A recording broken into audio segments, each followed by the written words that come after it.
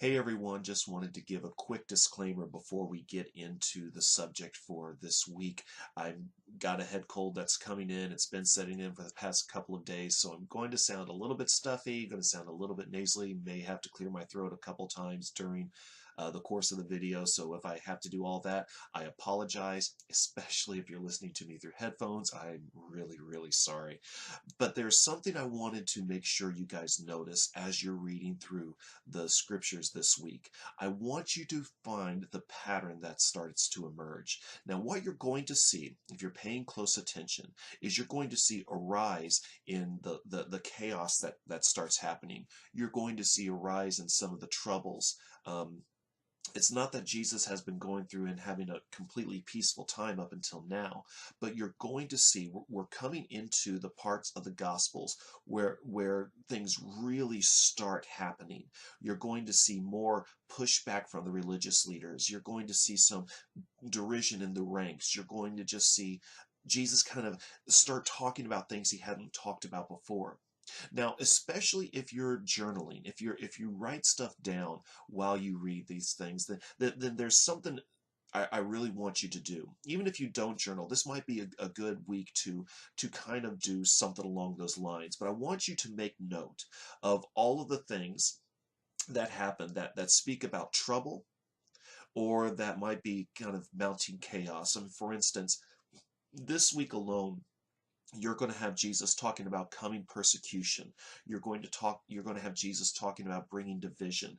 You're going to have the Jewish leaders start to seek to how to get rid of him, how to kill him. He's going to be run out of towns or not allowed to go into certain towns.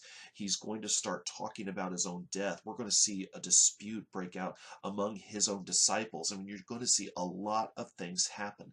And what I want you to do is make note of each of those things. Make out a list. What are certain points of trouble or certain points of maybe even chaos that's breaking out around Jesus and in the ministry of Jesus?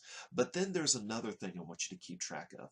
I want you to keep track of the times that Jesus shows himself to be divine, whether it's miracles that he does, because one of the things that we're going to notice this week is that as the chaos starts increasing around him, Jesus' signs of his divinity is also going to grow.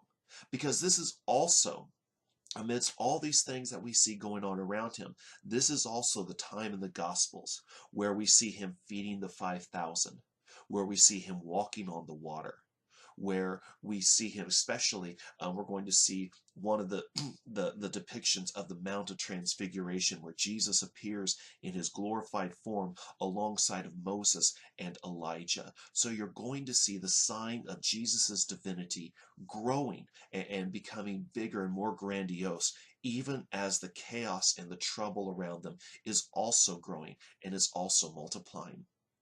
I want you to pay attention especially to Jesus walking on the water. Because one of the reasons that that's so important for us to understand, because it was an incredible reminder and an incredible announcement to the disciples. See, in the ancient world, large bodies of water, whether it be the ocean, whether it be the large lakes, anytime they would go sailing on, large bodies of water would be seen as areas of chaos. And the reason they were seen as areas of chaos is because man cannot control what happens on the sea. Man can control almost anything that happens on land, but we cannot control what happens to him on sea. Anytime someone would go out on a boat, they knew that they were at the mercy of whatever God would control the waters of that particular region. The fact that Jesus shows himself to the disciples walking on top of the water was this incredible announcement to them that there was no place on earth, that there is nothing that happens in this life that is not under his control. It's very significant that you're going to see this story and you're going to see an appearance of Jesus in his glory. At the same period of time, you're going to see all of this chaos breaking out around him. Now, as you're reading through that this week, and as you're thinking about those things this week, I want you to consider this, and I want you to think about this. Jesus is still Lord, even among all of the chaos in our lives. We might have everything going on around us, but Jesus remains Lord. And God is a God that will not desert us. God is good no matter what's happening around us. So this week, I want you to pay attention to all the things that are going on around him, because it reminds us that Jesus went through all sorts of trials and all sorts of tribulations and all sorts of troubles, just like we do. But it's at the times of chaos. That's when he really shows himself in a big way. And may you be reminded this week as you read through these passages, and may you think about and pray about and meditate on the fact that as life just comes crashing down around us and life can be at its most chaotic, then that is an opportunity for us to see God in an absolutely glorious way. So this week, as you're reading through, make note of the times of chaos. But even more than that, make note of each and every way Jesus reveals his divinity.